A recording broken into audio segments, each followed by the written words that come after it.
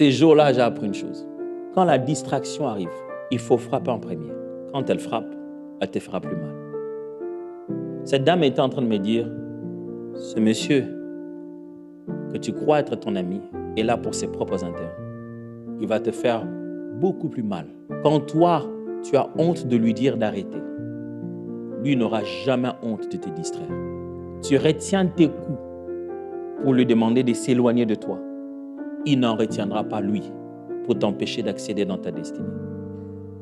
Alors, ton téléphone ne s'éteindra pas de lui-même. Éteins-le. Si tu veux avoir l'attention qu'il faut pour 2026. TikTok ne se déconnectera pas de lui-même. Arrête-le. Vous savez, quand on regarde TikTok, c'est comme si on est dans un monde parallèle. On sursaute, il est 2 heures du matin. Je ne sais pas pourquoi. Si tu veux comprendre très bien ce que Dieu veut de toi, ça va te demander de l'attention. Et tu dois frapper très vite les choses qui te prennent l'attention. Parce que quand c'est leur tour de te frapper, tu regretteras toute ta vie. Tu vas regretter de te dire, ah. Moi j'ai vu des collègues qui ont passé des heures à regarder un match rediffusé. C'est-à-dire que le match a déjà été joué, on connaît les scores, mais lui, il n'a pas dormi parce qu'il voulait voir de lui-même.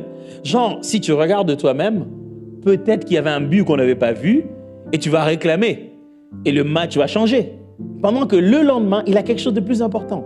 Allez, si tu ne gifles pas, le match va te donner une baffle que tu n'oublieras jamais dans la vie.